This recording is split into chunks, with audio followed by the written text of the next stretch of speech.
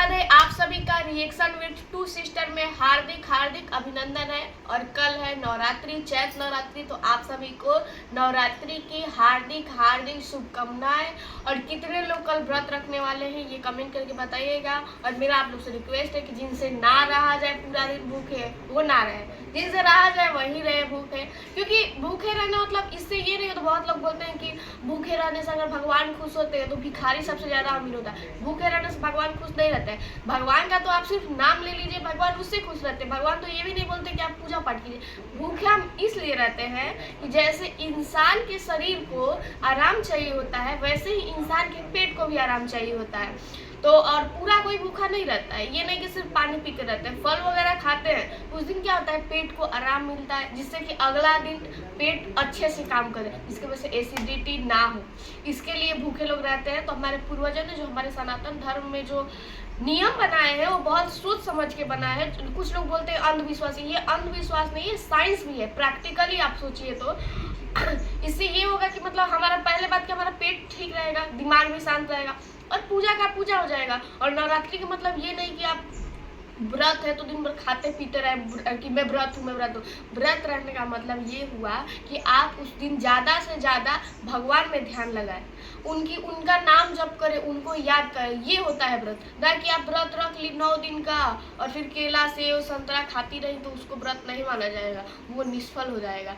तो इससे ज़्यादा इस पर मैं ज्ञान नहीं दूंगी।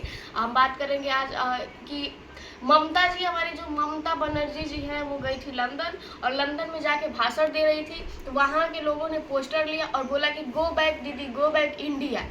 इतना उनका मतलब खराब हो गया है इमेज। और वैसे तो मेरे को पसंद नहीं है, मतलब एज अ लीडर उतना पसंद मेरे को है नहीं, क्योंकि ऐसा भी कोई काम की नहीं है। और ऐसे ही चलता रहा तो कुछ दिन में होगा कि वो लोग बोलते हैं ना कि बंगाल में बीजेपी कभी नहीं जीती है, तो बंगाल में बीजेपी भी जीत जाएगा। क्योंकि जब से ये डॉक्टर वाला कांड हुआ है और ममता बनर्जी ने बोला है कि लड़की का गलती है, और जो प्रोटेस्ट कर रहे थे सड़कों पे उन पे ठंडी के दिनों में, कड़कती ठंडी में उन्होंने पानी फेंकवाया और केस को रफा दफा करवा दिया। मेरे को ये समझ में नहीं आ रहा है कि अगर उनकी लड़की अगर कुछ नहीं लगती थी तो लड़का भी तो कुछ नहीं लगता था। संजय कौन सा उनका दामाद था जो उसको लोग बचा रहे हैं, लेकिन न्याय नहीं मिला डॉक्टर के, इसके लिए लोग बहुत गुस्सा हुए। और उसके बाद भी ऐसी घटना हुआ है, बहुत सारी घटना हुआ है, जिसमें एज ए प्रधानमंत्री एक महिला होने के नाते या एक मुख्यमंत्री होने के नाते उन्होंने कोई एक्शन नहीं लिया, जिसकी वजह से बंगाल के लोगों ने बहुत भड़का। और बंगाल तो बंगाल, अब बाहर के देश भी उन पर भड़क रहे हैं, जो बोल रहे हैं कि आप वापस जाइए, आपकी यहाँ पे जरूरत नहीं है, जिससे कि ये बहुत ही गुस्सा हुई है। तो यही होता है, आप राजनीति करते रहे तो ज़्यादा दिन आपका सत्ता नहीं चलेगा, चाहे वो कोई भी हो किसी भी पार्टी का। क्योंकि एक टाइम ऐसा था ना कि आज़ादी के बाद से सबसे ज्यादा दिन अगर कोई पार्टी चलती है कांग्रेस। बीजेपी को तो अभी से लोग जानते हैं, बीजेपी के 2 नेता को सबसे ज्यादा लोग जानते हैं, एक अटल बिहारी वाजपेयी जी और एक मोदी जी। इनसे पहले तो कोई बीजेपी को बहुत कम लोग जानते थे, हमारे जैसे मिडिल क्लास लोग नहीं जानते थे, कांग्रेस ही जानते थे। तो जैसे कांग्रेस का टाइम था, आज बीजेपी का टाइम है, कल किसी और का टाइम होगा। लीडर के ऊपर निर्भर करता है कि वो कैसा काम कर रहे हैं और उनको लोग कैसे याद करते हैं। जैसे हम लोग याद करते हैं अटल बिहारी वाजपेयी को बहुत अच्छे लीडर के रूप में याद करते हैं, या राष्ट्रपति जैसे राष्ट्रपति हुए एपीजे अब्दुल कलाम को बहुत अच्छे से याद करते हैं। और राहुल गांधी बन गए तो उनको भी बहुत अच्छे से याद ही किया जाएगा, लेकिन वो बनेंगे नहीं। इंदिरा गांधी को बहुत अच्छे से याद करेंगे। तो जो भी आप सीएम हो या पीएम हो, आप अपना काम अच्छे से करेंगे तो लोग आपको अच्छे से याद करेंगे, क्योंकि नाम तो जाना ही है, पार्टी तो एक दिन गिरनी ही है, सबकी सत्ता एक ना एक दिन गिरेगा ही गिरेगा। तो आप ये कोशिश कीजिए कि आप जहाँ पे है वहाँ का शासन बनाए रखें। अब हमारे यूपी में ही देख लीजिए, इतना लोग बोलते हैं योगी जी का खौफ है, कहाँ खौफ है योगी जी का? अगर योगी जी का खौफ होता तो यूपी के प्रतापपुर जिले में जो दलित बेटी के साथ हुआ है वो नहीं हुआ होता। अगर डर होता लोगों के अंदर तो मतलब उसके माँ बाप अपनी बेटी को 100 को लेकर घूम रहे हैं और ये वो उम्मीद कर रहे हैं सरकार से, पब्लिक से, कि उनकी बेटी को इंसाफ दिलाया जाए, लेकिन कुछ नहीं होगा।